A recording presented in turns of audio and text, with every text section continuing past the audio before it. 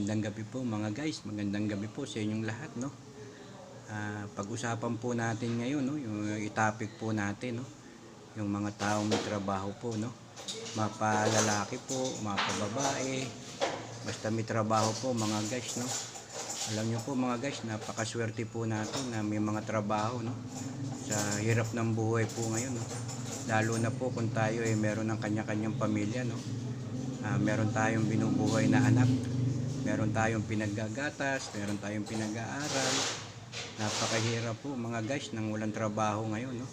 Kaya maswerte po tayo na mga kalalakihan o mga kababaihan na may trabaho po, no, sa panahon ngayon, sa hirap po ng buhay, no.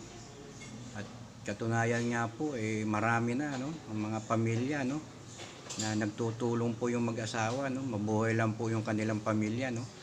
Nagtatrabaho na rin po yung mga asawa nila, no, mapalalaki, mapababae po, no, tulong po na naghahanap buhay para lang po makaraos tayo sa araw-araw natin ng mga pangangailangan, no. Lalo-lalo na po yung mga pangangailangan po ng ating mga anak, no, kung ito ay naggagatas at kung ito ay nag-aaral po, no. Napakahirap na po talaga ng buhay natin ngayon mga guys. At lalo pong mahirap, no, kung may magkakasakit pa po sa pamilya natin, no. Kaya talaga pong tayo pong mga Pilipino, tayo pong mga nagtutulong, no, para makaraos po sa araw-araw at lahat po ng tipid po, no, ginagawa po ng ating pamilya, no, ng ating na ating lahat, no, para makatipid po dahil po sa hirap nga at sa mahal ng mga bibilihin, no.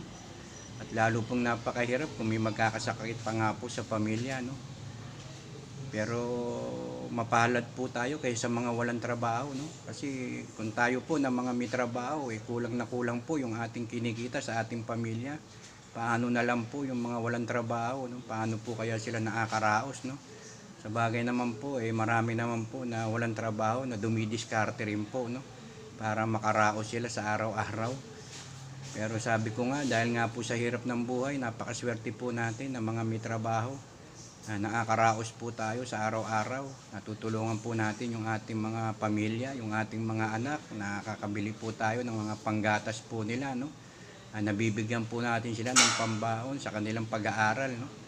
Kaya napakaswerte po natin ng mga may trabaho. At yun po dahil nga po sa pagtutulungan ng mga kanya-kanyang pamilya, no.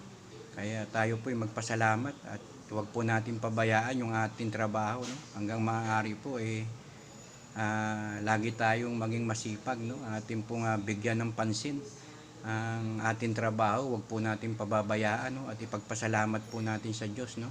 At tayo meron trabaho na pinagkukunan ng pangangailangan po ng ating mga pamilya, mga guys. Kaya napakaswerte po natin ang mga may trabaho. O yun lang po siguro mga guys, at magandang gabi po sa inyong lahat.